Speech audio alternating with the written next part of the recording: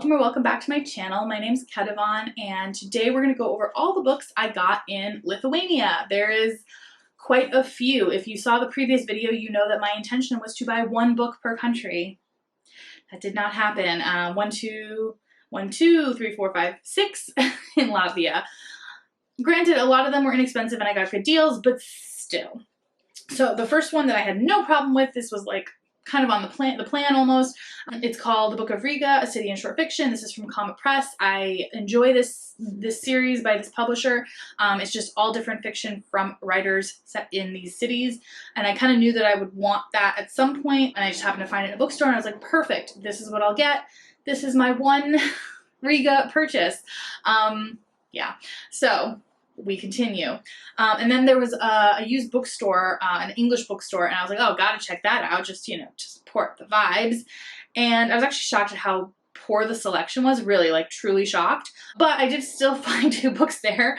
Granted, one of them was not used, but this one I think must have been used. I don't know. But it's like one of those little Penguin Black classics. And so I have up there, the 80. They gave all 80 in one box set. And then I have 81, which is Lady Susan by Jane Austen. And this is number 82. And I was like, it's a sign. And, it's Jean-Jacques Rousseau, The Body Politic, which is, like, I was like, what is The Body Politic? I'm confused because I've never heard of a book by him.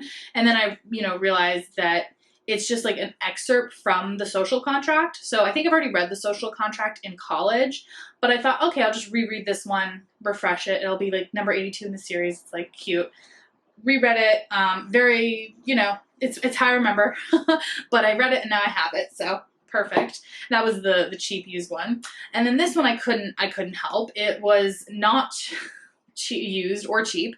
It was €12, which is €10 over the sticker price on the back, but whatever, we all, want to support bookstores. But it's called The Last Model, Poems in Latgalian. So Latgalian, again, did not even know it existed before I saw this book. Latgalian is sort of like a minor language, or like lesser used regional language in Latvia, but it has like 160,000 speakers. So it's, we say it's a minor language, but really it's like quite a few people speak it. And this one is a collection of, I think, like 3 different poets. I'm not gonna butcher their names. That's not nice. And I don't think anyone would have heard of them anyway. I'll just hold it up. You can read it. But anyway, I also read this on vacation, and I was really surprised at how much I liked it. This is, again, by Frances Boodle. I'm a big fan of Frances Boodle. They specialize in lesser used languages in Europe. I don't think I had even seen this on their website when I made a big order a few years ago, but I'm really glad I found it. Really glad I read it. Now I know about Latgalian, and you do too. So after that, I was like, okay, now I'm officially done. I got a little bonus book, and I got 2 properly Latvian books, so that should be it, right? No. So then at this other bookstore, I found these, and they're Russian, and I just couldn't help it because they were each €5, and it's by, they're new translations by an indie press. So I was like, well, I can't say no. So the first one is The Abyss and Other Stories by Leonid, sorry, it's so hard to read these when they're all like swoopy. Andreev? Yeah. And that is translated by Hugh Applin. So this is just a writer that, considered to be the leading exponent of the Silver Age of Russian literature, but is rarely translated into English. So I thought, okay, I'm curious now. It's a short story collection, so it's a lot of, I think he has one famous short story, which is The Abyss, and then the rest are just like other ones he's written. So The Abyss is considered one of the most powerful short stories ever written. I don't know. We'll see. But yeah, I'm really excited for this one. The next one is another like newer translation of Tales from Russian Folklore by Stephen Pimenov. So it's just like an updated translation. And I mean, I've read a lot of Russian folklore, I'm curious, and also it was a good deal, so why not?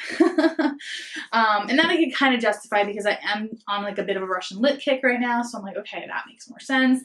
And then this one, I just couldn't help it. I'm already halfway done reading it, so I don't, it's fine. But it's from, is Gender Fluid by Sally Hines, A Primer for the 21st Century, and it's from the series called The Big Idea. And I have actually another one from this series. It's right here, actually.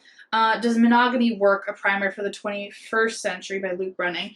And I got it, for my polyamory relationship reading list. And so that back there.